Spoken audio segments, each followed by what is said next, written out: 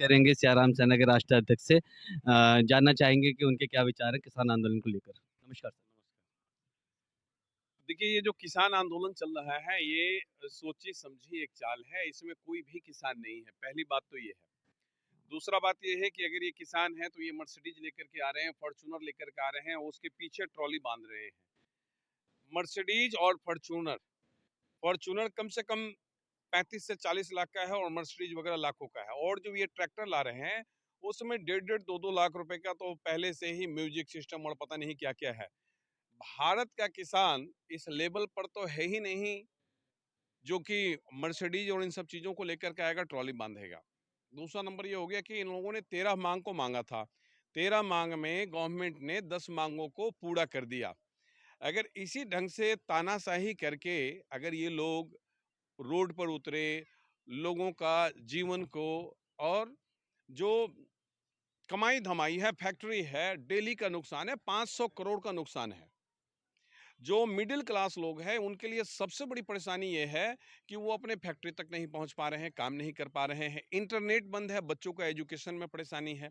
और जिस एमएसपी का ये बात करते हैं, आज कम से कम जो मिडिल क्लास परिवार है वो प्रोडक्शन के अकॉर्डिंग 10 रुपया, 12 रुपया, 15 रुपया किलो आलू भी तो खरीद लेता है। लेकिन जिस एमएसपी का बात करते हैं अगर वो फिक्स हो जाता है, अगर 30 रुपया, 40 रुपया एमएसपी अगर सरकार मिनिमम सपोर्ट प्राइस को अगर फिक्स करती है तो ये सोचिए जब वो मार्केट में आएगा तो 50 से 60 रुपया होगा। तो ये तो भूखमरी को और बढ़ाएगा। तो ये एक अराजकता फैलाने वाली राजनीति है। ये किसी भी एंगल से ठीक नहीं है, राष्ट्र के हित में नहीं है, समाज के हित में नहीं है।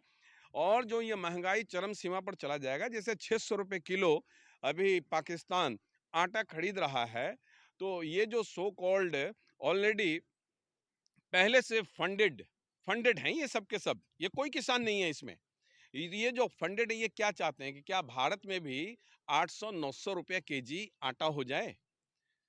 तो हम लोग तो सियाराम सेना से इसका पुरजोर विरोध करते हैं क्योंकि राष्ट्र हित में नहीं है।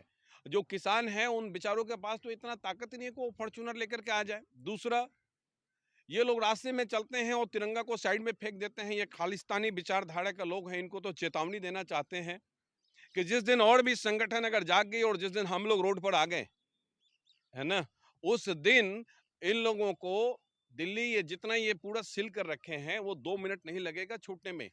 ये तो कानूनन ढंग से चलिए सरकार है और इन सब चीजों को देख रही है और हम लोग उसका समर्थन भी करते हैं। लेकिन एक कहावत है संस्कृत में, अति सर्वत्र वर्जेत। किसी भी चीज का अगर अति हो जाता है तो अगर जनता जग गई तो उसका अंत तो हो जाएगा। ये चीजें ठीक नहीं है।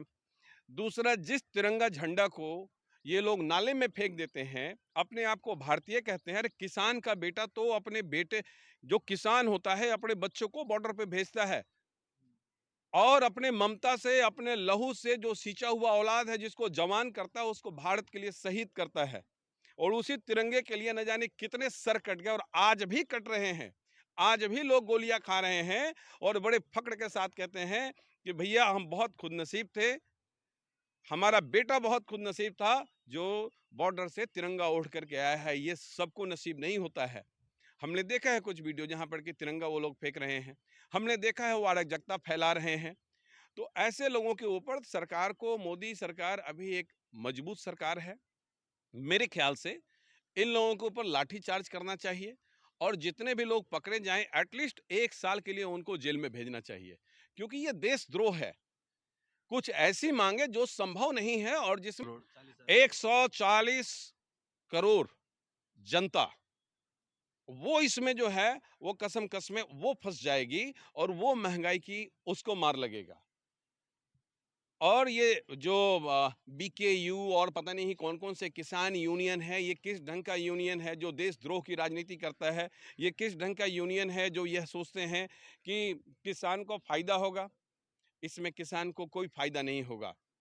किसान को जो फायदा होना चाहिए, किसान को बहुत जगह सब्सिडी मिलता है, बिजली में मिलता है, खाद में मिलता है। किसान को मोदी सरकार ने 6,000 रुपया साल को दे रहा है। वो समझ में आ रहा है कि किसान को फायदे की बात करना है तो उसके बच्चे के एजुकेशन के लिए बात करो।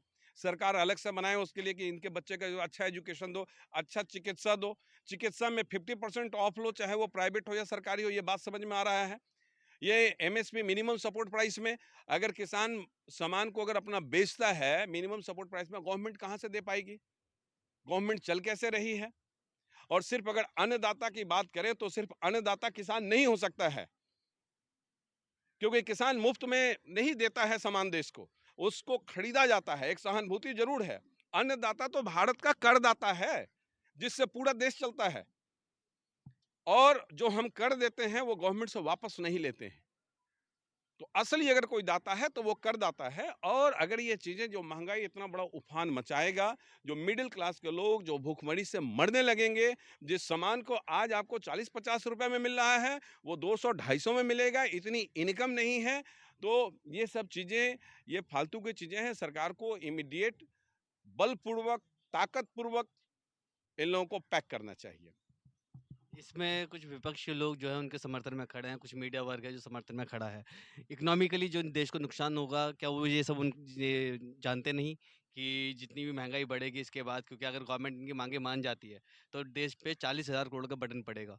तो वो 40,000 करोड़ फिर टैक्स पेयर से लिया जाएगा, जैसे आपने कहा कि जो करदाता है वही अन्नदाता है। तो वो तो बेचारा बिल्कुल ही त्रस्त हो जाएगा इससे। देखिए, जो विपक्ष के लोग हैं ऑलमोस्ट सबके ऊपर तो सब के सब जमानत पर मैक्सिमम बाहर है। ये कौन से अच्छे हैं विपक्ष के लोग? कौन नहीं है जमानत पे बाहर? तो ऐसे लोगों के बारे में, वो देश के बारे में, वो देश हित में वो क्या सोचेगा? आपको लग रहा है कि वो देश हित में कुछ अच्छा सोचेगा? ये पॉसिबल ही नहीं है।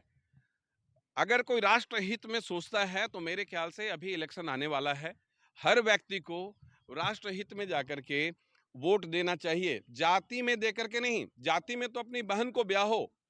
तुम नेता ला रहे हो, जीजा नहीं ला रहे हो। तो आप राष्ट्रहित में आप सोचिए, राष्ट्रहित में सोचिए, देश हित में सोचिए, समाज हित में सोचिए, जातिगत से हट करके सोचिए। ये आपका कोई घर का फैमिली फंक्शन नहीं है, ये राष्ट्र का फंक्शन है। तो यह बहुत जरूरी है। और विपक्ष जिस ढंग से कार्य कर रही है, और मेरे ख्याल से जनता उनको प्रसाद भी उसी रूप में दे रही है और मिलता रहेगा।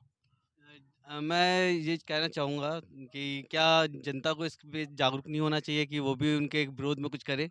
क्योंकि एंड ऑफ द डे जो नुकसान होगा वो आम जनता को ही होगा, किसी और को नहीं। जनता को तो बिल्कुल जागरूक होना चाहिए। इसमें सबसे बड़ा मूर्ख तो जनता ही है ना? जो छोटी-छोटी चीज़ों में सौदा करके और वो पूरे 5 साल को झेलती है।